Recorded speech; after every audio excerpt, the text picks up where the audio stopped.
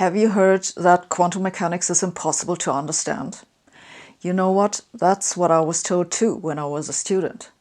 But 20 years later, I think the reason so many people believe one cannot understand quantum mechanics is that they are constantly being told they can't understand it. But if you spend some time with quantum mechanics, it's not remotely as strange and weird as they say. The strangeness only comes in when you try to interpret what it all means. And there's no better way to illustrate this than the tunnel effect, which is what we will talk about today. Before we can talk about tunneling, I want to quickly remind you of some general properties of wave functions, because otherwise nothing I say will make sense. The key feature of quantum mechanics is that we cannot predict the outcome of a measurement. We can only predict the probability of getting a particular outcome. For this, we describe the system we are observing, for example a particle, by a wave function, usually denoted by the Greek letter psi. The wave function takes on complex values, and probabilities can be calculated from it by taking the absolute square. But how to calculate probabilities is only part of what it takes to do quantum mechanics.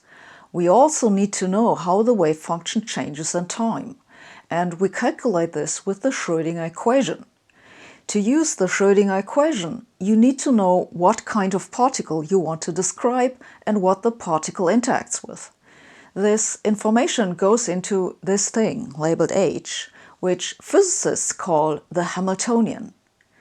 To give you an idea for how this works, let us look at the simplest possible case. That's a massive particle without spin that moves in one dimension without any interaction. In this case, the Hamiltonian merely has a kinetic part, which is just the second derivative in the direction the particle travels, divided by twice the mass of the particle. I have called the direction x and the mass m. If you had a particle without quantum behavior, a classical particle, as physicists say, that didn't interact with anything, it would simply move at a constant velocity. What happens for a quantum particle? Suppose that initially you know the position of the particle fairly well, so the probability distribution is peaked. I have plotted here an example. Now, if you solve the Schrödinger equation for this initial distribution, what happens is the following. The peak of the probability distribution is moving at constant velocity. That's the same as for the classical particle, but the width of the distribution is increasing. It's smearing out. Why is that? That's the uncertainty principle. You initially knew the position of the particle quite well. But because of the uncertainty principle, this means you did not know its momentum very well. So there are parts of this wave function that have a somewhat larger momentum than the average, and therefore a larger velocity, and they run ahead. And then there are some which have a somewhat lower momentum and a smaller velocity, and they lag behind. So the distribution runs apart. This behavior is called dispersion. Now, the tunnel effect describes what happens if a quantum particle hits an obstacle. Again, let us first look at what happens with a non-quantum particle.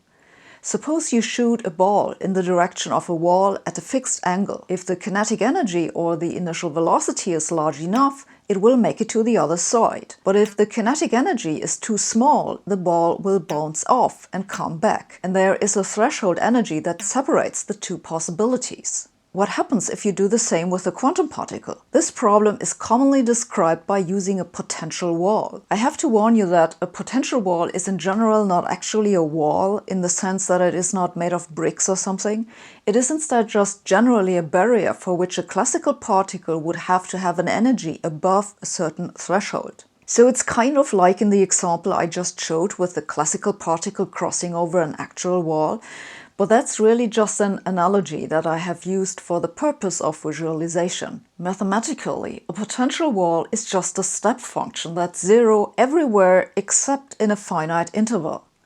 You then add this potential wall as a function to the Hamiltonian of the Schrödinger equation. Now that we have the equation in place, let us look at what the quantum particle does when it hits the wall. For this, I have numerically integrated the Schrödinger equation I just showed you. The following animations are slow motion compared to the earlier one, which is why you cannot see that the wave function smears out.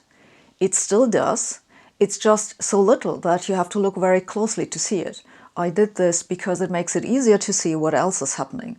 Again, what I have plotted here is the probability distribution for the position of the particle. We will first look at the case when the energy of the quantum particle is much higher than the potential wall. As you can see, not much happens. The quantum particle goes through the barrier, it just gets a few ripples. Next, we look at the case where the energy barrier of the potential wall is much higher than the energy of the particle. As you can see, it bounces off and comes back. This is very similar to the classical case. The most interesting case is when the energy of the particle is smaller than the potential wall, but the potential wall is not extremely much higher. In this case, a classical particle would just bounce back. In the quantum case, what happens is this. As you can see, part of the wave function makes it through to the other side, even though it's energetically forbidden. And there is a remaining part that bounces back. Let me show you this again. Now remember that the wave function tells you what the probability is for something to happen. So what this means is that if you shoot a particle at a wall, then quantum effects allow the particle to sometimes make it to the other side when this should actually be impossible. The particle tunnels through the wall. That's the tunnel effect. I hope that these little animations have convinced you that if you actually do the calculation, then tunneling is half as weird as they say. It just means that a quantum particle can do some things that a classical particle can't do. But wait, I forgot to tell you something. Here you see the solutions to the Schrödinger equation with and without the potential wall, but for otherwise identical particles with identical energy and momentum. Let us stop this here. If you compare the position of the two peaks, the one that tunneled and the one that never saw a wall, then the peak of the tunneled part of the wave function has traveled a larger distance in the same time. If the particle was traveling at or very close by the speed of light, then the peak of the tunneled part of the wave function seems to have moved faster than the speed of light. Whoops! What is happening? Well, this is where the probabilistic interpretation of quantum mechanics comes to haunt you. If you look at where the faster-than-light particles came from in the initial wave function, then you find that they were the ones which had a head start at the beginning.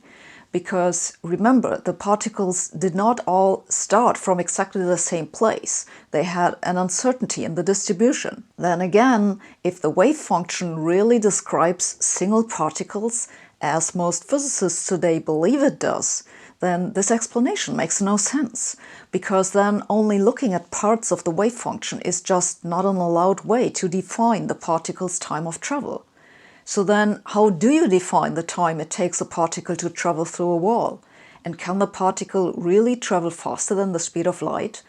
That's a question which physicists still argue about today. This video was sponsored by Brilliant, which is a website that offers interactive courses on a large variety of topics in science and mathematics. I hope this video has given you an idea how quantum mechanics works, but if you really want to understand the tunnel effect, then you have to actively engage with the subject. Brilliant is a great starting point to do exactly this. To get more background on this video's content, I recommend you look at their courses on quantum objects, differential equations, and probabilities. To support this channel and learn more about Brilliant, go to brilliant.org/Sabine and sign up for free. The first 200 subscribers using this link will get 20% off their annual premium subscription. Thanks for watching. See you next week.